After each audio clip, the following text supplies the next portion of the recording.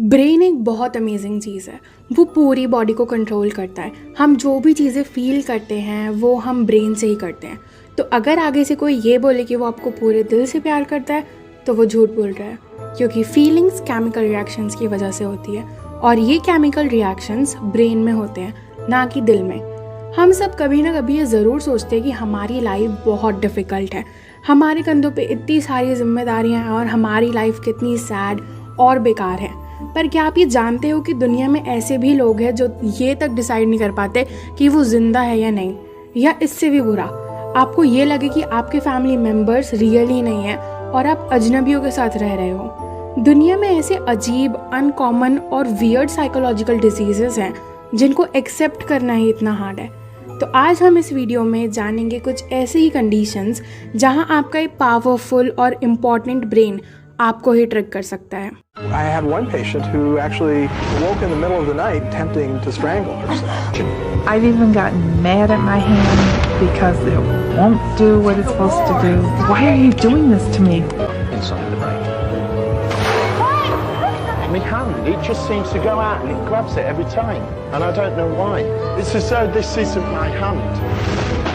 Imagine having a part of your body that has a will of its own, not knowing what it's going to do next, causing you embarrassment or worse still, physical harm.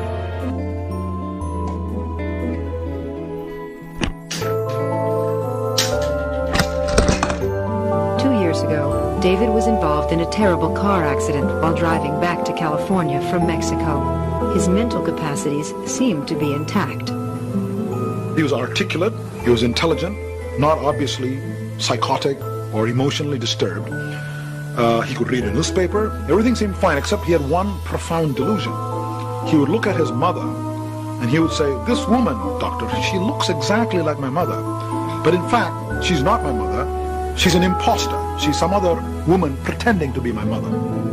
The injury to David's brain had brought on a very rare condition called the Capgras delusion.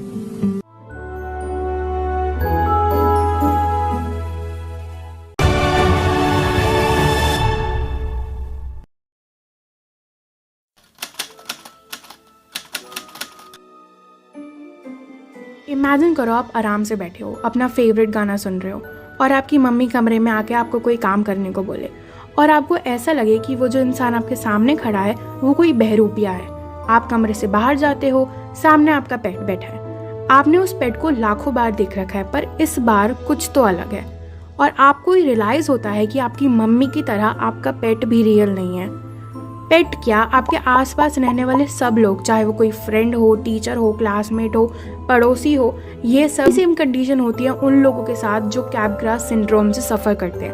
1923 में Joseph कैपग्रास के द्वारा सबसे पहले इस syndrome को discover किया गया था। इस सिंड्रोम का जिस केस से पता चला था, उस केस में ऐसा था कि एक फ्रेंच वूमेन थी जिनको अपने हस्बैंड के बहुत सारे इम्पोस्टर्स दिख रहे थे। एक बार तो उस वूमेन को ऐसा भी लगा कि उसके हस्बैंड के 80 क्लोन्स हैं।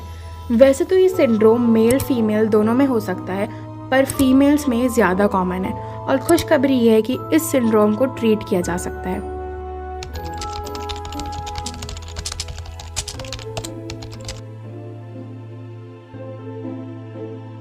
आपने कभी ना कभी ज़ॉम्बी मूवी ज़रूर देखी होगी। वैसे तो ज़्यादातर ज़ॉम्बी मूवीज़ की स्टोरी अलग होती है, पर एक चीज़ सब में कॉमन है और वो ये है कि एक मरा हुआ इंसान जो बाकी ज़िंदा चीज़ों के लिए भूखा है। वैसे तो हम सबको पता है कि ज़ॉम्बीज़ रियल नहीं होते और मरने के बाद कोई चल नहीं सकता और उसको भूख तो बिल्कुल भी नहीं लग सकती। बट जो लोग वॉकिंग कॉर्प्स सिंड्रोम से सफ़र करते हैं उन्हें ऐसा लगता है कि वो पहले ही मर चुके हैं। ज़्यादातर पेशेंट्स को तो यही लगता है, पर कुछ पेशेंट्स को ये लगता है कि वो इमोर्टल है, यानी वो मरने के बाद भी नहीं मर सकते। इस सिंड्रोम को साल 1880 में डिस्कवर किया गया था बाय न्यूरोलॉजिस्ट जूल्स कोटार्ड। कुछ केसेस में पेशेंट्स ये समझते हैं कि वो पूरे नहीं मरे, बस उनके कुछ ऑर्गन्स मिसिंग है या फिर वो मरने वाले हैं। वैसे तो इसके सिम्टम्स एक्सट्रीम हैं, पर ज़्यादातर लोग ट्रीटमेंट के साथ बेटर हो जाते हैं।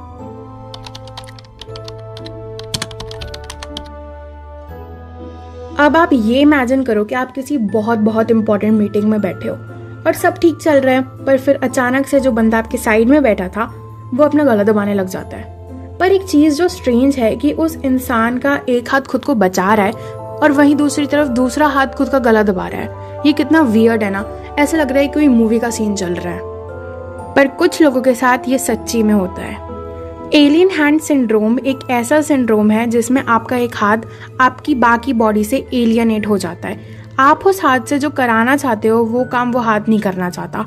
जिन लोगों के साथ ये सिंड्रोम होता है उनके लिए नॉर्मल ईजी चीज़ें करना भी बहुत मुश्किल हो जाता है। जिस हैंड में ये सिंड्रोम होगा उस हाथ को देख के ऐसा लगेगा कि वो हैंड आपकी बॉडी से कनेक्ट नहीं है बल्कि उसका खुद का एक ब्रेन आ गया है।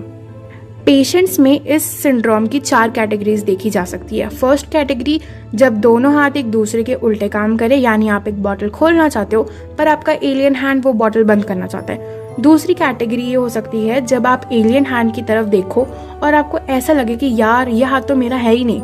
थर्ड कैटेगरी ये हो सकती है कि आप एलियन हैंड से एक बुक उठवाना चाहो पर एलियन हैंड ऐसा ना करना चाहता हो। और फोर्थ कैटेगरी, जहां आपको ऐसा लगे कि आपका एक एक्स्ट्रा हाथ है। और कुछ केसेस में सिर्फ हाथ ही नहीं बल्कि लोगों के पैर भी एबनॉर्मली बिहेव करते हैं और कुछ केसेस वॉयलेंट भी हो जाते हैं। इस सिंड्रोम को साल 1908 में गोल्डस्टीन द्वारा डिस्कवर किया गया था।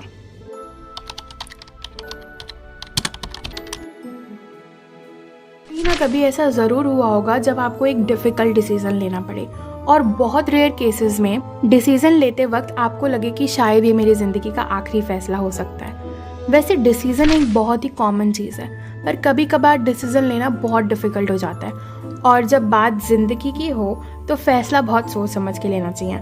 पर क्या कि आज बाहर ये शूज़ पहन के जाऊँ या ये सवाल ज़्यादा मैटर करता है, या फिर ये सवाल कि आज चाइनीज़ खाया जाए या इंडियन? Obviously not. ये तो बहुत नॉर्मल सवाल है और ऐसे डिसीज़न लेना कोई मुश्किल बात थोड़ी ना होती है। पर जिन लोगों को अबुलोमेनिया होता है उन लोगों के लिए सिंपलेस्ट डिसीजन लेना भी डिफ़िकल्ट हो जाता है। फॉर एग्जाम्पल, एक पेशेंट जो अबुलोमेनिया से सफ़र कर रहा है उसके आगे अगर आप 2 चॉइसेस रखो कि आज वो पूरे दिन ब्लू पेन से लिखे या पूरे दिन ब्लैक पेन से लिखे, अब ये सवाल देखने में जितना सिंपल है ना उसके लिए इसका जवाब ढूंढना उतना ही डिफ़िकल्ट है। और वो ये डिसीज़न ये सोच के लेगा कि उसकी ज़िंदगी इस डिसीज़न पर निर्भर करती है। उन्हें हमेशा ऐसा लगेगा कि वो अगर ये चूज़ करेंगे तो ये बुरा हो जाएगा, वो चूज़ करेंगे तो वो बुरा हो जाएगा।